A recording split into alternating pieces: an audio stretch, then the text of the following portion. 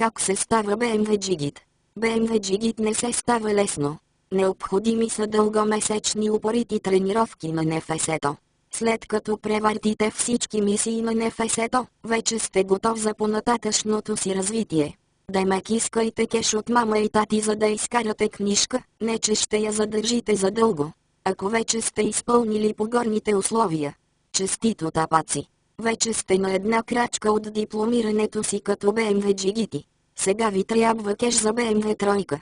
Продайте всичките си ценности. Количките Бураго, джипа с дистанционно, PlayStation и други. Бележка на автора към джигитите. Тапаци, остайте писито, ще ви трябва. Не за да гледате порно, а за сухи тренировки на НФС-то и закачване на клипчета в фейса как дрифтите на паркинга на Кауфланд. След като сте поработили и на някоя автомивка месец-два, а ако бала ви е минал, то вече сте събрали кинти за джигито мобил. Сиречи стърбушена, хаштаг ЕСКА, хаштаг 20. Бележка на автора към джигитите.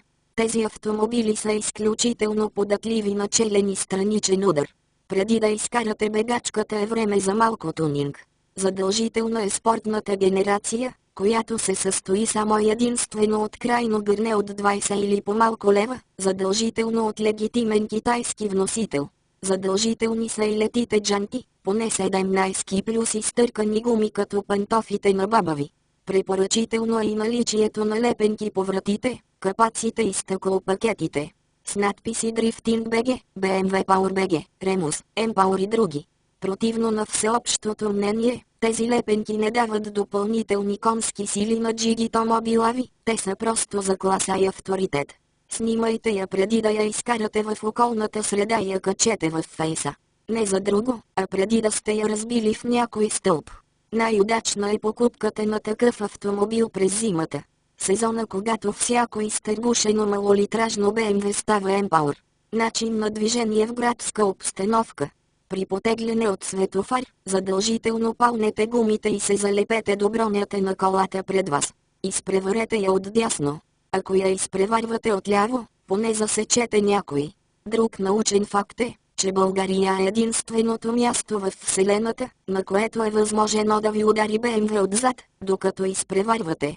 В 90 градусов завой се влиза с вратите с повишено внимание за стълбове, дървета, пешеходци или друг обект, който може да ви повреди колата. Когато видите пешеходец да пресича по пешеходна пътека, дайте газ. Ако видите, че няма да преминете пръв, ударете спирачки. Не си струва заради един бълък да сменявате броня, фарове, капак и стъкло. Бележка на автора към пешеходците.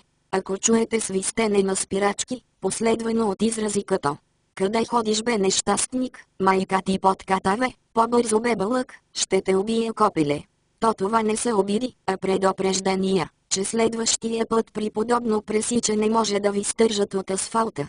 Друга наивност, която проявяват пешеходците, освен пресичането на пешеходна пътека и пресичането на еднопосочна улица, оглеждайки се само в едната посока. Червеният цвят на светофара за джигитите има същото значение като зеленият цвят за останалите участници в движението. Това е така не защото те са далтонисти, а защото мозъка им работи по-бавно от светофарната уредба. Ако оцелеете една година, то това значи, че вече сте безсмъртен. Няма по-голям авторитет за един безсмъртен от петицата. А и тя върви повече пред подките. Друго си е да я къртиш на по-широката задна седалка с кожа и подгрев. А и с петицата правите по-голям демидж на мантинелите и стълбовете. Петицата, освен като терминатора на стълбове и мантинели и подкокъртачка, е известна и като ефтиния заместител на С-класата в гангстерските среди в кавички.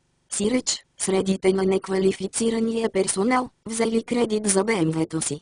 Шарни това видео да си знаят.